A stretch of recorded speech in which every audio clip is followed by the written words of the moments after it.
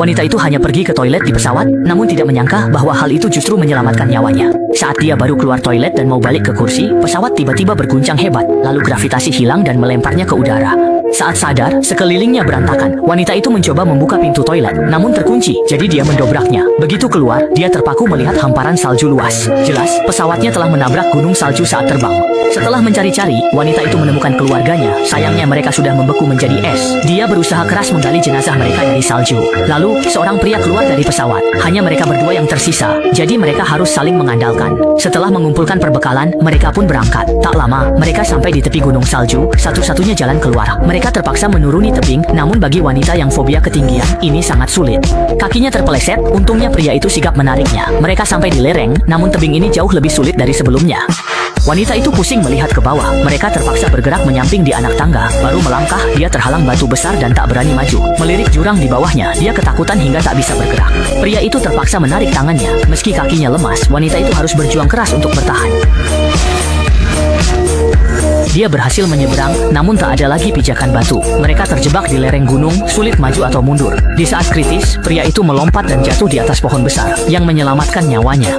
Dia meyakinkan wanita itu bahwa cara ini pasti berhasil, lalu memintanya melompat ke arah pohon. Meski takut ketinggian, wanita itu akhirnya memberanikan diri melompat, yang membuat pria itu terjatuh. Ponselnya rusak dan tak ada sinyal, jadi dia membuangnya. Setelah istirahat sejenak, mereka melanjutkan perjalanan dan tak lama kemudian tiba di gunung salju. Saat berjalan, pria itu melihat sebuah gua di depan, tempat yang sangat cocok untuk menghangatkan diri di gunung salju yang dingin ini. Dia buru-buru menyuruh wanita di belakangnya mempercepat langkah, tapi wanita itu sudah kehabisan tenaga. Saat pria itu hendak menariknya, dia melihat pemandangan mengerikan dan langsung berteriak keras ke arah wanita itu.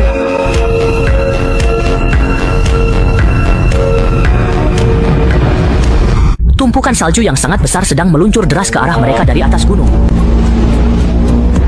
Wanita yang baru pertama kali melihat longsoran salju itu gemetar ketakutan dan langsung terpaku.